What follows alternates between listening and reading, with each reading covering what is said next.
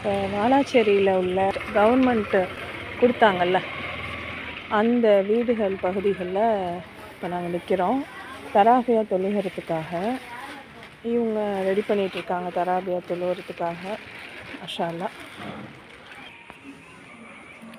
இங்கே நிறைய வீடுகள் இருக்குது.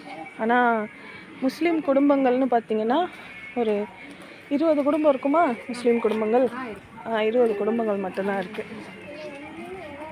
இல்லை, இப்படி தான் வந்து இங்கே தராபியா தொழுகை நடக்குது. இங்கே இமாம் வந்து தொழுகை வைக்கிறாங்க.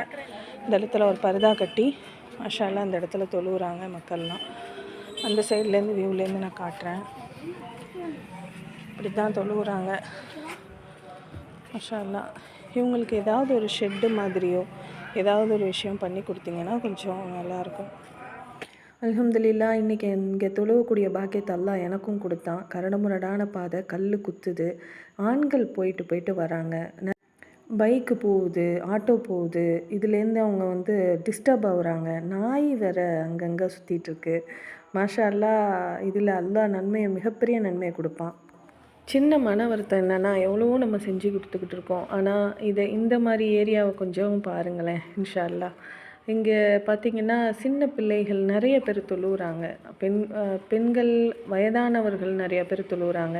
நிறைய இடையூறுகளை தாண்டி அவங்க தொழுகிறாங்க. மழை பெஞ்சா அன்றைக்கி தராபியா கிடையாது. அவங்க வீட்டில் தொழுவக்கூடிய சூழ்நிலை இருக்குது. வீடுகள்லையும் பார்த்திங்கன்னா குட்டி குட்டி வீடு, அதில் 2-3 இடத்துல அவங்க தொழுக வைக்கிறது, இந்த மாதிரியான சூழ்நிலைகள் இங்கே அதிகமாக இருக்குது. இவ்வளோ சூழ்நிலைகள் இருந்தும் அவங்க வந்து விடாமல் தொழுகிறாங்க. இது வந்து பொதுவான ஒரு இடம், கொஞ்சம் இடம் கொடுத்துருக்காங்க. இந்த கவர்மெண்ட்டோட இடம் தான் இப்போல இருக்குது. ஆனால் இருட்டில் தெரியலை. இன்ஷா அல்லாஹ் காலையில் நான் வீடியோ அனுப்ப சொல்கிறேன்.